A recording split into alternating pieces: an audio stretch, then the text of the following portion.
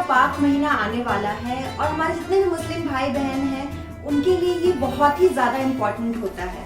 लेकिन जिनको डायबिटीज़ है उनके लिए ये बहुत मुश्किल का टाइम होता है, क्योंकि उनके मन में बहुत सारे सवाल उठ रहे होते हैं, जैसे कि क्या वो रोज़ा कर सकते हैं बिना किसी साइड इफेक्ट के।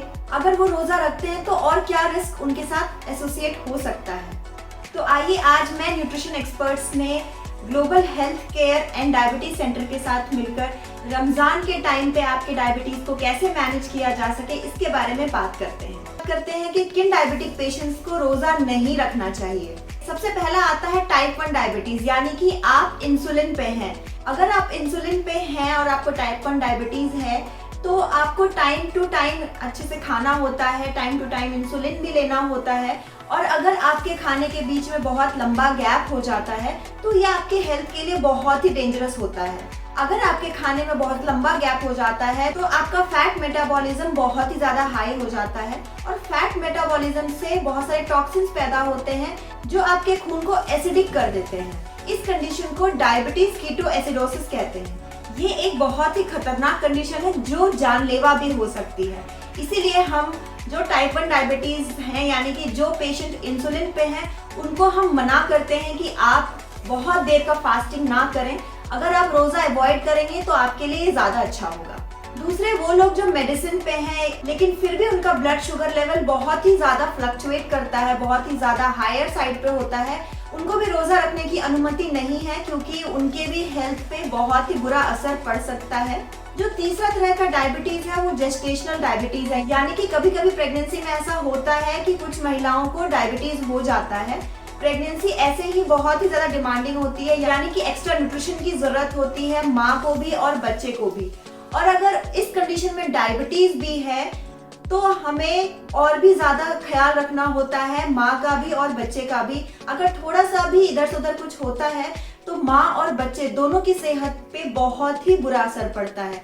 इसीलिए जो महिलाएं जेस्टेशनल डायबिटिक हैं उनको भी मैं न्यूट्रिशन एक्सपर्ट होने के नाते मना करूंगी रोजा रखने के लिए। चौथा जो कंडीशन है वो ये है कि आप हल्के फुल्के मेडिकेशन पे हैं और आपका ब्लड शुगर लेवल बिल्कुल ही मैनेज्ड है, यानी कि बैलेंस्ड है, लेकिन साथ ही साथ आपको कोई एडिशनल सिकनेस या फिर कोई डिजीज है जैसे कि कोल्ड कफ है या फिर आपको यूरिनरी ट्रैक इन्फेक्शन है, किडनी रिलेटेड, हार्ट रिलेटेड ऐसी कोई बीमारी है, तो आप इस कंडीशन में भी बिल्कुल भी रोजा मत कीजिए, क्योंकि आपकी बॉडी पे ऑलरेडी एक एडिशनल लोड है एक्स्ट्रा डिजीज का। अगर आपको इन चारों में से कोई भी कंडीशन है लेकिन आप फिर भी रोजा रखना चाहते हैं तो इस बारे में अपने डॉक्टर से जरूर कंसल्ट कीजिए और डॉक्टर जैसा कहते हैं आप वही फॉलो कीजिए, क्योंकि जो डॉक्टर्स हैं वो आपके सारे पास्ट हिस्ट्री चेक करेंगे और साथ ही साथ आपको एक प्रॉपर ट्रीटमेंट देंगे कि आप रोजा के साथ किस तरह की मेडिकेशंस ले सकते हैं, कैसे खान पान कर सकते हैं जो आपको हेल्थ रिस्क भी ना हो और आप रोजा भी अच्छी तरीके से कर सकें। जो मेरा नेक्स्ट पॉइंट है वो ये है कि आप किस तरह के डायबिटिक पेशेंट्स हैं जो बिना रिस्क के रोजा आसानी से कर सकते हैं। अगर आपको टाइप 2 डायबिटीज है, यानी कि आप मेडिकेशंस के साथ ही अपना ब्लड ग्लूकोज लेवल को मेंटेन कर पा रहे हैं, तो आप रोजा रख सकते हैं। क्योंकि आप डायबिटिक पेशेंट है तो रोजा रखने की तैयारी आपको पहले से ही करनी पड़ेगी, यानी कि आप अपने ब्लड शुगर को लॉन्ग टर्म यानी एटलीस्ट 3 महीने से आपका ब्लड शुगर लेवल बिल्कुल फ्लक्चुएट नहीं किया हो, नॉर्मल आया हो, आपको उस चीज का ध्यान रखना होगा। रोजा रखने से पहले आप अपने डॉक्टर से जरूर मिलेंगे, क्योंकि हो सकता है डॉक्टर आपके मेडिकेशंस में कुछ चेंजेस करे आपके फास्टिंग टाइम को लेकर के। और हाँ, आपको अपना ब्लड ग्लूकोज लेवल बिल्कुल ही मेंटेन करके रखना है, यानी कि टाइम पे खाना है, टाइम पे एक्सरसाइज, टाइम पे दवाई और प्रॉपर रेस्ट, ये सारी चीजें बिल्कुल मैनेज होना चाहिए। अब हम ये बात करते हैं कि रमजान के दौरान आपको कौन कौन सी चीजों का ध्यान रखना है। रमजान के टाइम पे आप सुबह सहरी लेते हैं और शाम के टाइम पे इफ्तार होता है, तो इन दोनों के बीच में अराउंड 12 से 14 घंटे का गैप होता है। ये जो गैप होता है 12 से 14 घंटे का फास्टिंग का, यही आपके हेल्थ के लिए खतरनाक हो सकता है। अगर आपके ब्लड रिपोर्ट में HbA1c 6.5% से लेकर के 7% तक आ रहा है तो आप निश्चिंत होकर के अपना रोजा कर सकते हैं, इसमें टेंशन लेने की कोई बात नहीं है।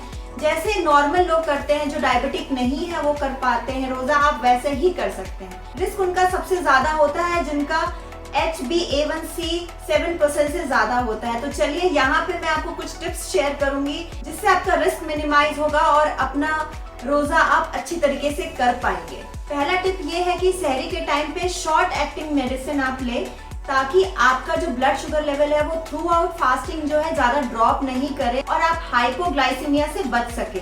जो नेक्स्ट स्टेप है वो ये है कि आप अपने आप को हाइड्रेट रखने की कोशिश कीजिए, यानी कि आप दिन भर तो आप पानी पी नहीं सकते रोजा के टाइम पे, तो आप कहीं बाहर मत जाइए, कोई एक्सरसाइज मत कीजिए, कोई हैवी वर्कआउट मत कीजिए और घर पे रेस्ट कीजिए ताकि आपके बॉडी में डिहाइड्रेशन ना हो। फास्टिंग के टाइम पे एक्सरसाइज करना जरूरी नहीं है, क्योंकि इस टाइम पे आप नमाज पढ़ रहे होते हैं और वही एक तरह का एक्सरसाइज भी होता है आपके लिए।